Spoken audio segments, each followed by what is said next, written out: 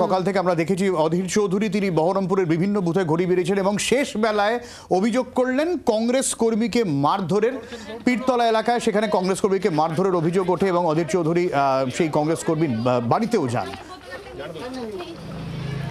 প্রথম দফা নির্বাচনে যে যে কেন্দ্রগুলোর দিকে একেবারে নজর, হটস্পট বলা যায়, তার মধ্যে অন্যতম অবশ্যই বহরমপুর। সেখানে অধীর রঞ্জন চৌধুরী প্রায় 3 দশক পর তিনি আবার বিধানসভার প্রার্থী এবং আজ সকাল থেকে বিভিন্ন বুথে তিনি চষে বেড়ান এবং একেবারে শেষ পর্বে এসে, নির্বাচনের প্রথম দফা শেষ পর্বে এসে তিনি যে অভিযোগ করছেন যে রীতিমতো মারধর করা হয়েছে কংগ্রেস কর্মীকে, কংগ্রেস কর্মীর বাড়িতেও পৌঁছে যান অধীর রঞ্জন চৌধুরী। আমাদের সঙ্গে সরাসরি রয়েছেন আমাদের প্রতিনিধি অয়ন ঘোষাল রয়েছেন আমাদের সঙ্গে।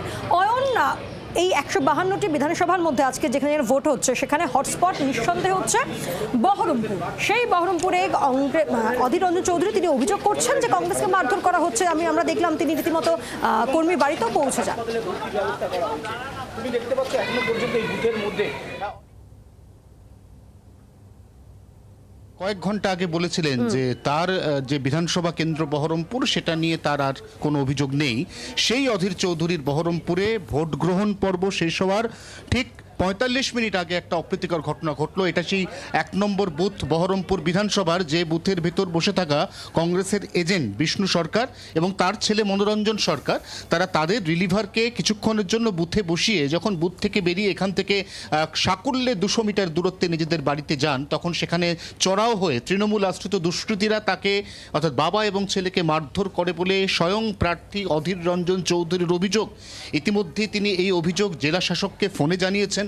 তিনি এই অভিযোগ নিয়ে নির্বাচন কমিশনে অভিযোগ দায়ের করেছেন এবং আমরা আমাদের ক্যামেরার সামনে দেখলাম যে আহত 2 কংগ্রেস কর্মী, বাবা এবং ছেলে, তাদেরকে কোনো ক্রমে ধরাধরি করে একটি টোটোয় তুলে নিকটবর্তী হাসপাতালে পাঠানো হয়েছে এবং তারপর অধীর রঞ্জন চৌধুরী সিদ্ধান্ত নিয়েছেন যে এই 1 নম্বর বুথ, যে বুথে ইতিমধ্যে অত্যন্ত স্লো ভোটিং হচ্ছে তার নমুনা, এখানে ভোট গ্রহণ শেষ হতে আর সাকুল্যে 25 মিনিট বাকি।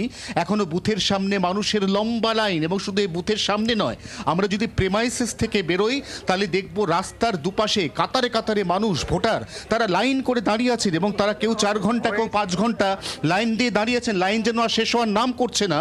তার সব থেকে বড় কারণ এখানে অত্যন্ত স্লো ভোটিং চলছে এবং একদিকে অত্যন্ত স্লো ভোটিং এই বুথকে কেন্দ্র করে, এবং তারপরে এই বুথ থেকে বেরোনো মাত্র কংগ্রেসের 2 জন পোলিং এজেন্ট সকাল থেকে কি এই ছবি, মানে তুমি যে ছবি দেখাচ্ছ এত স্লো ভোটিং, যেই 5:30টার সময় এত মানুষের লম্বা লাইন, সকাল থেকে কি এই ছবি? তাই তো দেখছি, দেখো ইতিমধ্যেই আমরা দেখছি যে পোলিং অফিসার তিনি ভোটার স্লিপ নিয়ে বেরিয়েছেন, কারণ লাইনে যারা 5:30 পর্যন্ত দাঁড়াচ্ছেন তাদের হাতে হাতে স্লিপ বিলি হবে, কারণ তাদের প্রত্যেককে ভোট দিতেই হবে, এটাই নিয়ম কমিশনের।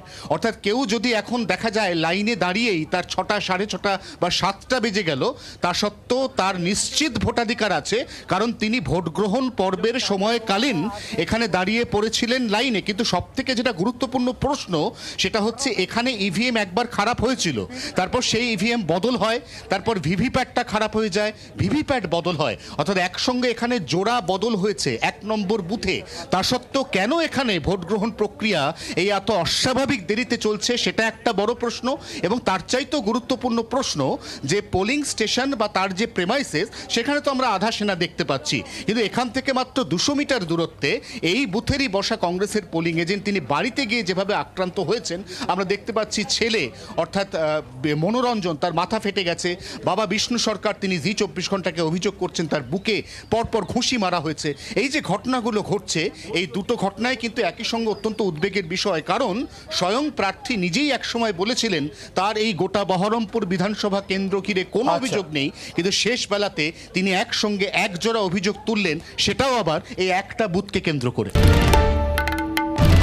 বাংলার আওয়াজ, বাঙালির আবেগ, জি 24 ঘন্টা।